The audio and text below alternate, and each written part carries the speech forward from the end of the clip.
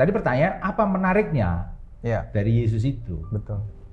Kita kembali bahwa ini bicara kemampuan. Tidak ada satupun manusia yang tidak berdosa. Maka artinya tidak ada satupun orang yang mampu bayar hutang dosa.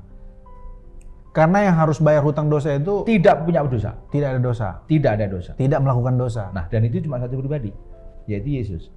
Mungkin. Kalau jawaban Yesus mati kok bayar, nah itu membuat dunia bingung. Iya. Tapi kita, puji Tuhan, nggak bingung. Karena ada penjelasannya. Iya. Nah, kematian Yesus itu fisiknya mati, tapi rohnya dia masuk ke alam maut. Membebaskan tawanan.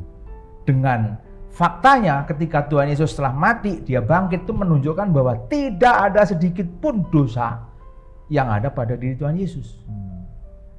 Dengan demikian lunas hutang itu. 3, 2, 1, ngobrolin pesona Injil yuk setiap hari. Masku sebentar ya, aku Ya, ya. lagi lihat catatan yang kemarin. Tapi ini Om Ivan ini sudah mulai kah? Sudah ya? Sudah mulai. Sudah Ini mulai. udah mulai Mas, tapi nggak apa-apa. Nanti aja lah. Kita mau Jadi ngomong. biar kelihatan Iya, kelihatan lagi nggak ngopi. syuting. Kemarin kita kan ngomongin soal ada filosofi hutang kemarin Mas. Ya. Tapi ini sudah benar-benar mulai kan Om? Ini Udah ya? sambil jalan. Oke. Ada satu bagian kemarin yang Mas sampaikan terkait dengan kita ini orang-orang berhutang. Nah sambil Mas jelasin lah, aku sambil lihat dulu catatan kemarin. Iya. Kasih ke rekan-rekan. Kita mau ngobrolin masih seputar hikmat dunia inilah. Hikmat dunia ya. Filsafat dan hikmat Tuhan. Apa kemarin itu kita akan bicara soal hikmat dunia, terus agama dan Injil kan? Injil, betul. Ya. Kan sering dipertanyakan tuh, kenapa sih kok harus Yesus gitu? Kenapa harus Yesus? Harus ya? Yesus, harus Tuhan Yesus, Allah yang menjadi manusia, Sang Firman menjadi manusia. Ini kan sebuah kebodohan kata orang. Iya, jadi orang Yunani ngomong ini lucu ini, aneh ini gitu kan. Jadi karena orang Yunani kan berpikir dialah orang yang paling berhikmat kan. Ya.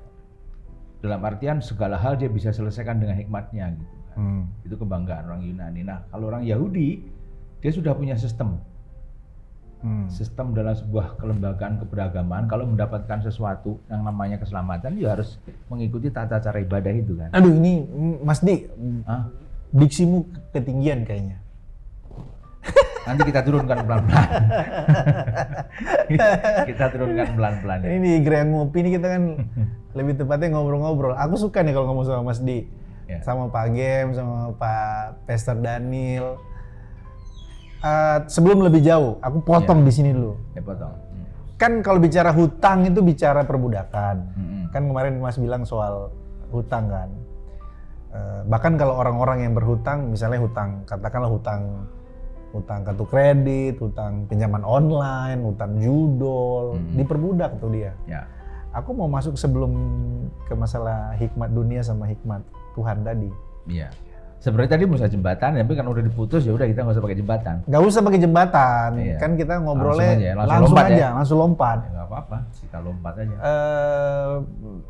Kasih dulu semacam pendahuluan Oh iya. di obrolan kita ini sebelum nanti ke hikmat dunia sama hikmat Iya. Tuhan tadi, supaya orang ngerti. Ya. Jadi utang itu kan sesuatu yang harus dibayar. Nggak boleh enggak. Yang dibutuhkan orang yang berhutang itu adalah kekuatan untuk membayar. Ya, Bukan keinginan untuk tidak berhutang. wow, mantap nih. Jadi- Kekuatan untuk membayar, bukan Iya. keinginannya. Bukan keinginan untuk tidak berhutang. Oke. Karena apa? Karena sudah terlanjur berhutang. Kalau saya punya hutang ke Mike nih, 100 triliun gitu. Ngeri kali 100 triliun. Ya kan saya anggap kamu orang kaya kan? Baik, amin, haleluya. Kalau kaya langsung amin. Lalu 1 triliun, hutang saya kamu nagih dong ke saya. Kamu ngomel-ngomel, kamu harusnya udah nggak utang. Terus saya ngomong, ya sudah deh kalau begitu, karena hutang saya udah banyak, mulai sekarang saya nggak berhutang gitu kan. Pertanyaannya, ketika saya tidak berhutang, apakah hutang saya lunas? Enggak dong. Loh, saya ingin nggak berhutang loh. Saya udah stop nih, nggak ingin berhutang nih. Tapi lunas nggak? Enggak dong. Enggak. Jadi Gini, tidak berhutang itu baik nggak?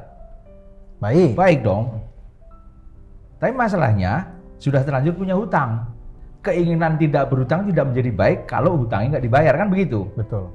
Nah, kita ini orang sudah tidak bisa menolak bahwa kita itu terlahir dari Adam yang punya hutang dosa.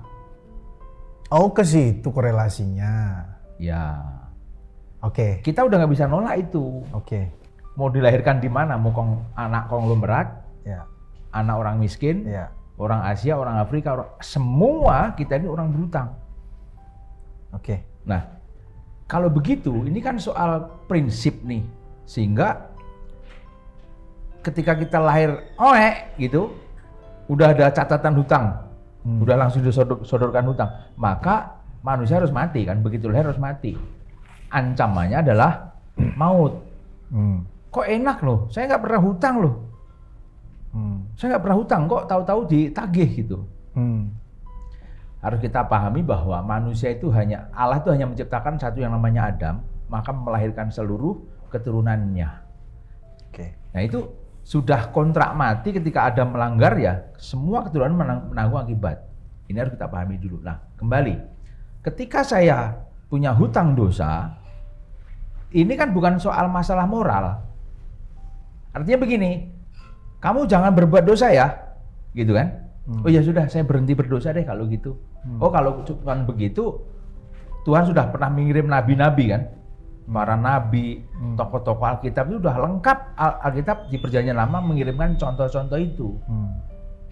Untuk paling tidak kita bisa bercermin kepada seluruh apa yang dilakukan para tokoh Alkitab ini. Akhirnya di kitab PL itu menjadi cermin buat kita. Oke. Apa yang bisa dikerjakan oleh cermin? Hanya satu, menginformasikan bahwa mukamu bopeng. Ini main fisik ini, Mas. Maksudnya apa nih? Dan Padahal udah pakai sunscreen ini, Mas. Udah pakai krim. dan ketika berikan informasi, si cermin itu nggak bisa mengubah kita. Wow, filosofis ini, mantap. Nggak bisa mengubah, dia cuma ngasih informasi saja, kamu berdosa nih. Berbuat baik. Ketika diberikan tawaran Taurat yang begitu detail dan lengkap, itu sumbernya dari Tuhan, tidak serta-merta membuat manusia jadi baik kan? Ya. Kenapa di situ ada salah satu klausul yang dikatakan jangan mengingini? Di 10 hukum itu ya? Iya. Oke. Karena apa? Setiap manusia diberikan larangan, justru dia menginginkan larangan itu. Ini bukan soal moral loh. Ini karena penjara dosa kan? Selalu mendorong manusia untuk melakukan apa yang Tuhan tidak kehendaki. Ini hutang. Sampai di sini bisa dipahami mungkin ya. Jadi hutang itu tidak berhenti langsung lunas gara-gara kita tidak berhutang, tapi butuh dibayarkan. Lalu ada komitmen, setelah aku lunasin, aku nggak mau hutang lagi ya. Jadi gimana? Aku mau kerja keras untuk menghasilkan sesuatu supaya aku nggak berhutang, nggak jadi beban orang gitu. Nah, Kristus itu ketika Alkitab gini, perlu nggak sih perbuatan baik? Kalau perbuatan baikmu dalam rangka untuk keselamatan, nggak laku. Oke, tahan dulu sampai situ. Kalau perbuatan baiknya dalam rangka keselamatan, itu nggak laku. Nggak laku. Sebenarnya kan apa yang Mas sampaikan ini, tadi kalau kita bicara jemaat di Korintus ya, Rasul Paulus bilang ini sebuah kebodohan. Ya. Ini bicara apa sih, Mas?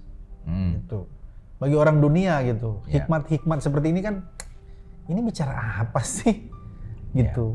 Bicara hutang, ya realitas hutang kan memang ada ya di dunia ini. Tapi bicara hutang dosa itu sesuatu yang kalau ada istilah teman kita tuh kehilangan common sense. Ini tuh nggak masuk akal. Baik. Yang berdosa Adam. Iya. Oh, kita katakanlah kita ikutin Pola premis pikir. ini, pola pikir ini bahwa ya yang berdosa Adam, lalu dosanya Adam itu terwariskan. Tempelkan ke anak turunannya. Semua anak turunan termasuk kita gitu. Ya. Ini kan filosofi yang absurd. Ya. Gitu. Oh iya, masa kalaupun kita mau masuk ke konsep dosa, ya dosaku ya dosaku, dan bagaimana ceritanya dosa seseorang yang nenek moyang jauh di sana, kok aku juga kena. Baik. Gitu. Ini kan gimana menjembatana ini untuk supaya membuat atau mengedukasi. Kita kan Ya. obrolan kita ini kan tujuannya adalah mengedukasi jemaat atau mengedukasi semua orang dari sudut pandang Alkitab. Ya. Itu yang menarik Bisa. kalimat terakhir, sudut pandang Alkitab. Nah, jadi begini. Inilah maka titik awal tentang dosa ini definisinya harus jelas. Oke. Apa itu dosa? Menarik nih, apa itu dosa? Nah, Betul. seringkali orang secara umum Mm-mm. dosa itu adalah menjadi dosa ketika kita melakukan kejahatan. Baru disebut kamu orang berdosa. Betul. Ketika Dosanya mencuri nggak- baru itu dosa. Baru. Saya rajin ibadah loh. Dari mana dosa saya? Iya. Keluarga baik-baik. Orang-orang saya kerja nggak pernah orang-orang nyolong. moralitas marah nih. Iya. Seperti orang-orang moralis ngamuk. Ngamuk. Nggak bisa nih. Aku dari kecil benar kok. Dari mana? Dari keluarga baik-baik. Nenek moyangku itu, bahkan dari kakek buyutku itu, kalau saya bilang nih, kakek buyutku itu dulu punya pondok pesantren gitu kan. Iya. Wah, orangnya baik, suka menolong gitu. Semuanya itu. Dari mana dosanya? Nah, makanya kita harus berangkat dari cara pandang tentang dosa itu menurut Alkitab seperti apa. Dosa itu adalah kodrat. Dari mana kita tahu? Atau dosa itu adalah kodrat yang memenjara kita untuk melakukan kejahatan. Dari mana kita tahu? Informasi Kejadian 6 ayat 5 itu jelas. Kecenderungan, kalau kapan itu Pak Gem pernah menggunakan versi bahasa Inggrisnya, imajinasinya, kecenderungannya dosa. Ini nggak perlu diajarin. Anak kecil tahu berbohong dari mana? Apakah ada orang tua yang punya ide untuk ngajarin anak itu berbohong? Ya. Karena apa? Karena penjara, ibarat gini, manusia itu udah terlanjur remote-nya itu udah dilepas oleh dikuasai oleh dosa, maka remote-nya itu dosa. Segala imajinasinya itu selalu membuahkan kejahatan. Nah, kejahatan ini tidak perlu juga harus berzina, lawan di luar nikah, mencuri, membunuh. Bahkan kemarin kita ikut PA kan, Ya. membunuh itu apa sih? Cukup ngomong Membenci. Kafir. kafir. Jahil. Dipahami sudut pandang Yahudi, oh ternyata iya juga ya, jahil. Wow, membenci. Ya. Nah, itu udah membunuh. Maka kalau kita terapkan hukum itu, dosa itu hanya pada hal-hal yang sifatnya perbuatan kasat mata, banyak orang baik. Oke, maksudnya dengan kata lain Mas mau kasih tahu bahwa diri kita ini secara eksistensial sudah terkorup dengan dosa. Sudah. Mau itu motif dalam hati, imajinasi dalam pikiran, Ya, itu pun sudah terkorup sudah terkorup. oleh dosa. Yes. Even pun perbuatan baik kita, Ya iyalah. ya kalau bahasa Yesaya itu seperti pembalut kotor kan. Iya. Nah sekarang begini, ketika manusia diciptakan, Adam diciptakan di Taman Eden itu kan avoda kan, beribadah kan. Seluruh aktivitasnya itu menjadi cara dia beribadah. Oke.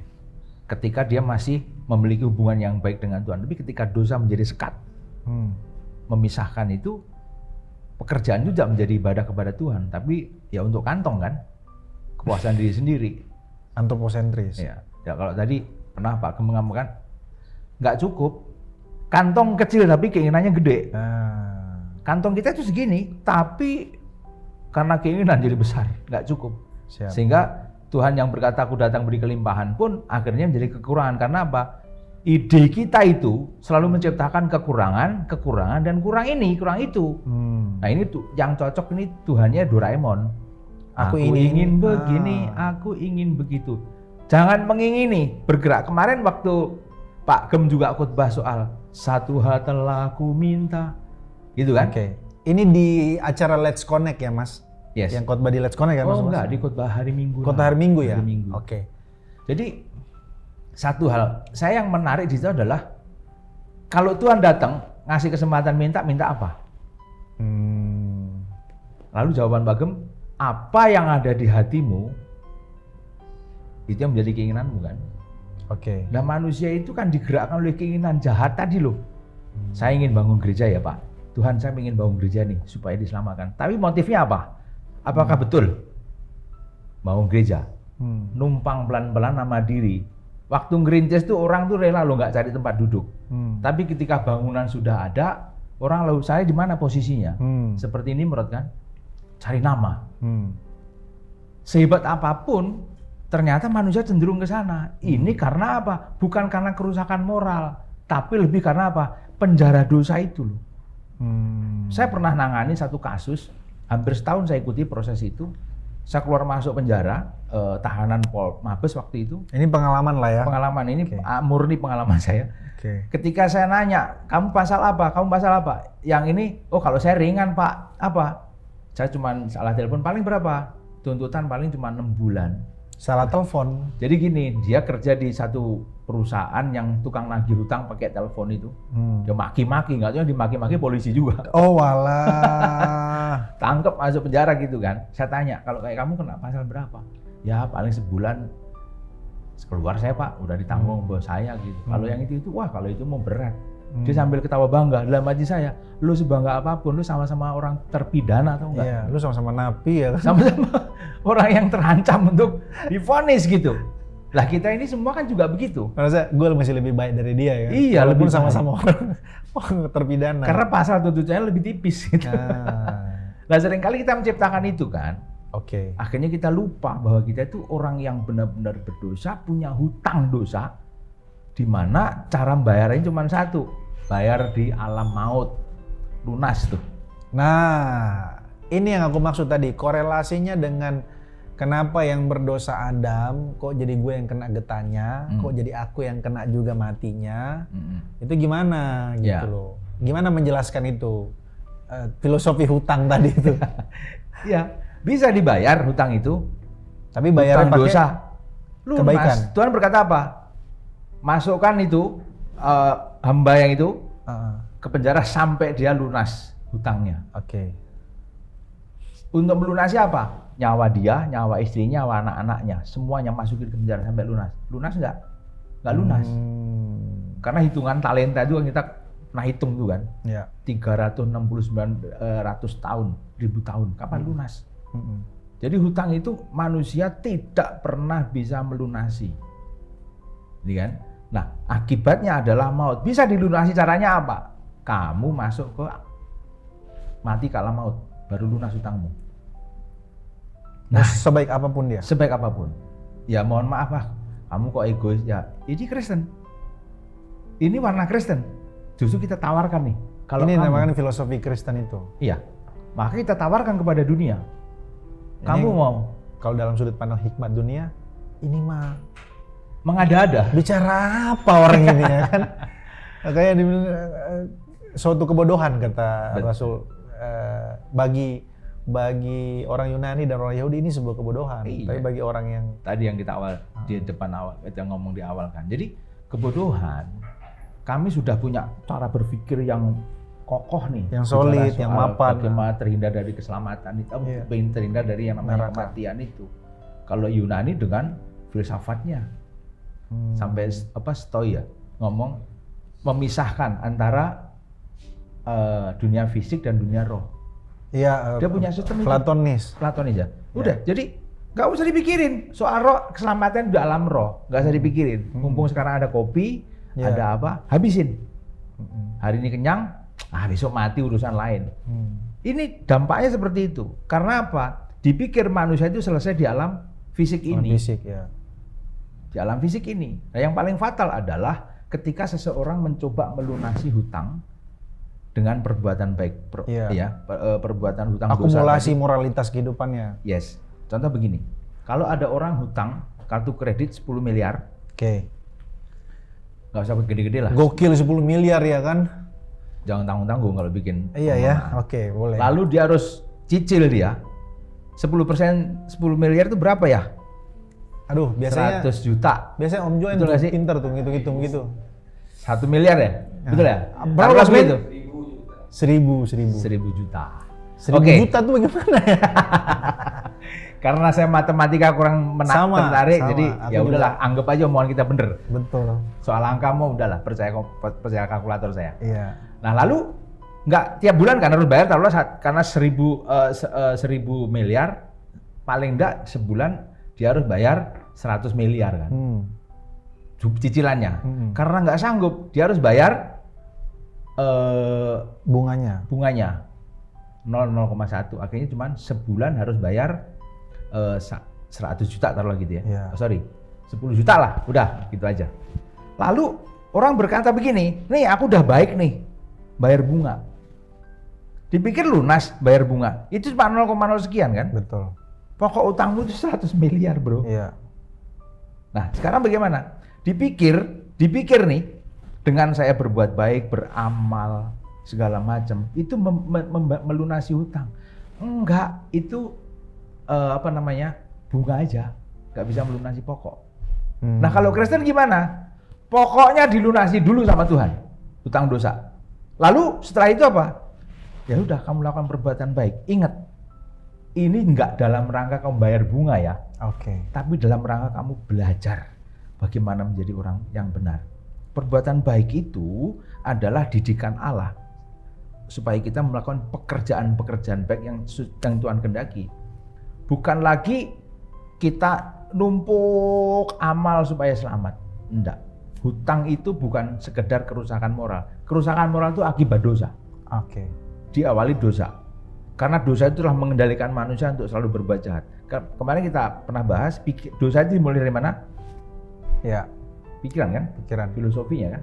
Betul. Kejatuhan pertama itu di situ. Di pikiran. Di paradigmanya. Terus sampai kepada perbuatan.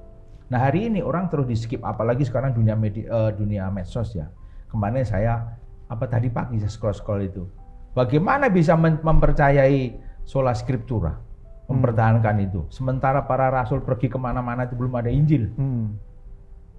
Apa dasarnya? Ya. Dari sini kamu paham bahwa kalimat 1 detik itu orang kalau nggak punya pemahaman langsung nungsep itu. Betul. Nah hari ini kita sedang dibombardir dengan kalimat-kalimat yang nampak bijaksana dalam rangka untuk melawan Tuhan. Oke Mas, sebelum lebih melebar, aku mau mempertajam atau mempertebal terkait dengan tadi Adam yang berdosa, kemudian harus ada, tadi Mas sudah kasih analogi untuk bayar hutang yang kita bayar dengan kebaikan kita itu bunganya dan sampai kapanpun kita nggak bisa lunas. Oke. Yang melunasi hutangnya Adam ini Tuhan. Yes. Which is dalam hal ini kalau kata anak Jaksel, which is dalam hal ini Tuhan di sini mengutus anaknya yang tunggal, yaitu Tuhan Yesus Kristus kan Mas. Oleh karena dosa satu orang kata kita Roma, maka semua manusia mengalami kematian atau hutang dosa. Oleh ketidaktaatan satu orang, semua manusia mengalami terkorup dengan dosa.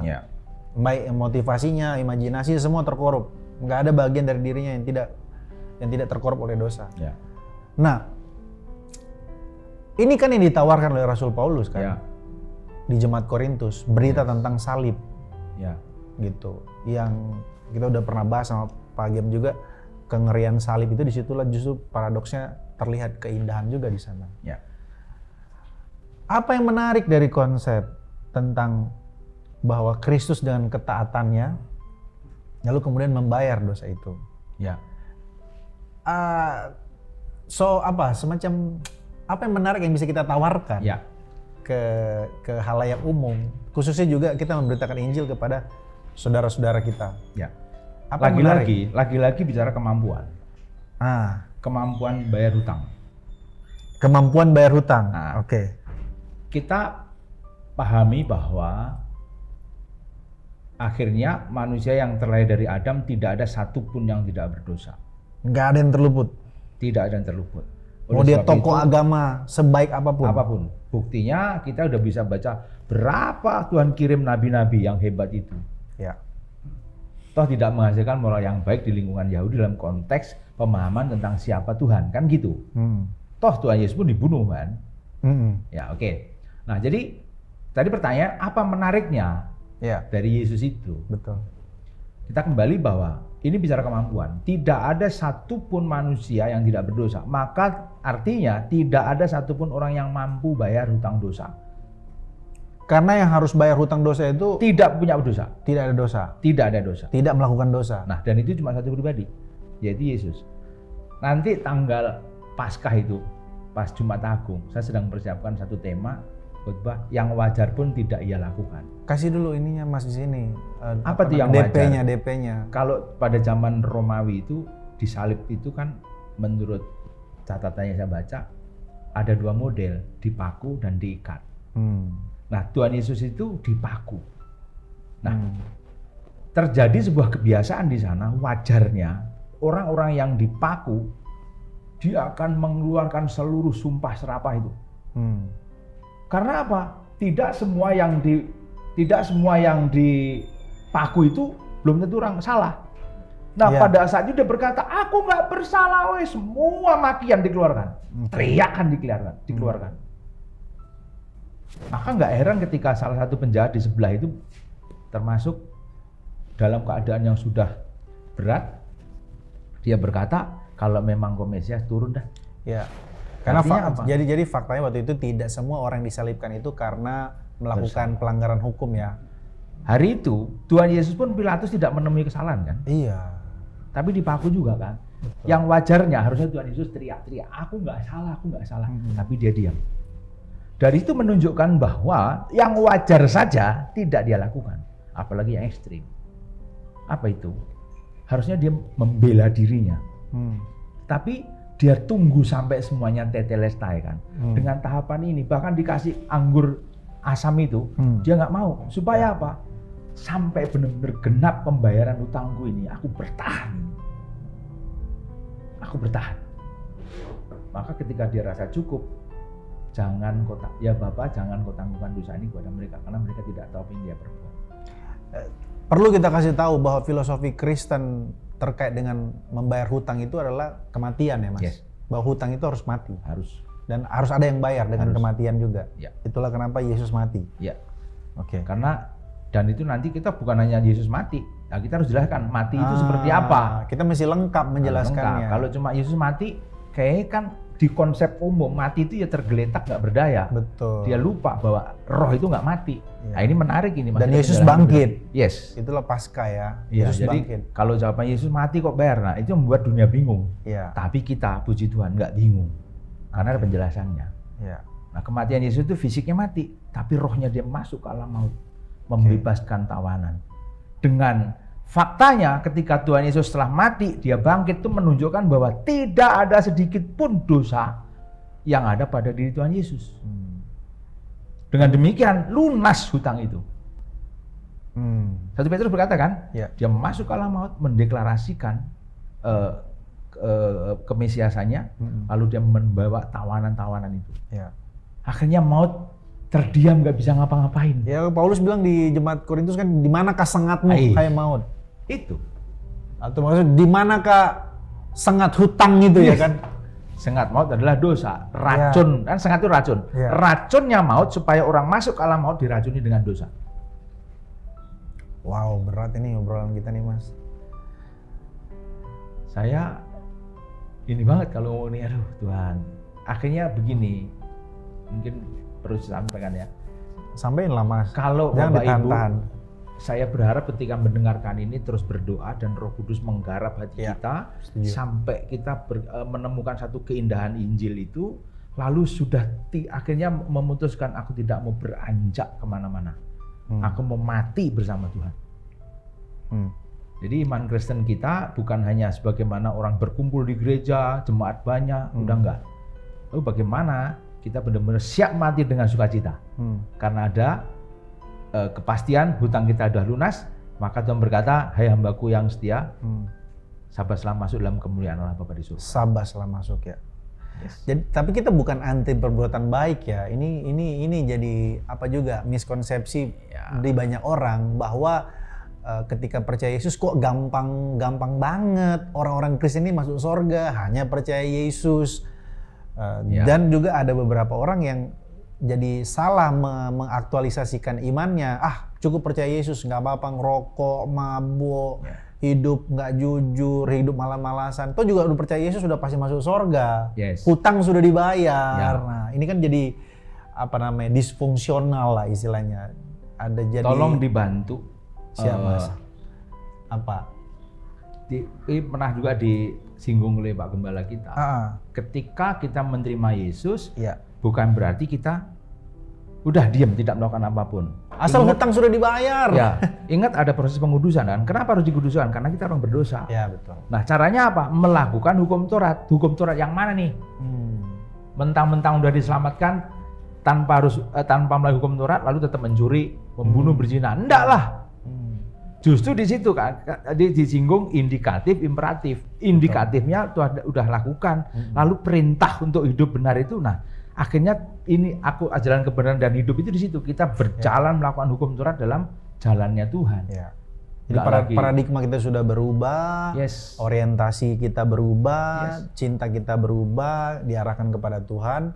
Lalu ya kita membangun itu kebiasaan baik itu, kebiasaan saleh atau kebiasaan kudus ya. Pekerjaan baik yang Tuhan tetapkan itu. Jadi Efesus 3 ayat 10, Efesus 2 ayat 10 tuh. Kita buka deh, ntar dikirain mengada-adakan kita. Efesus 2 ayat 10. Kita diciptakan baru di dalam Kristus kan. Karena kita ini buatan Allah diciptakan dalam Yesus Kristus untuk melakukan pekerjaan baik yang dipersiapkan Allah. Ternyata perbuatan baik itu sudah dipersiapkan Allah. Kalau kita lihat di atas kan kasih karunia itu. Dipersiapkannya bagaimana? Allah membayar hutang lunas, hutang dosa sebagai kasih karunia. Lalu Allah punya maksud supaya kita mampu berbuat baik sesuai dengan kehendak Tuhan. Soal nanti ada pergumulan, ada Roh Kudus yang mendampingi. Itu loh enaknya jadi Kristen.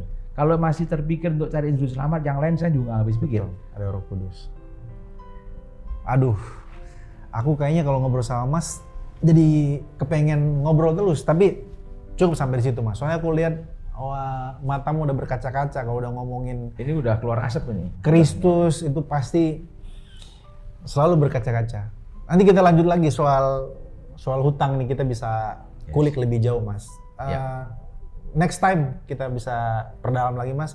Sampai jumpa di Igre Ngopi selanjutnya di Ngobrol Pesona Injil. Tuhan memberkati kita semua. Mas, thank you ya. Mantap, paten.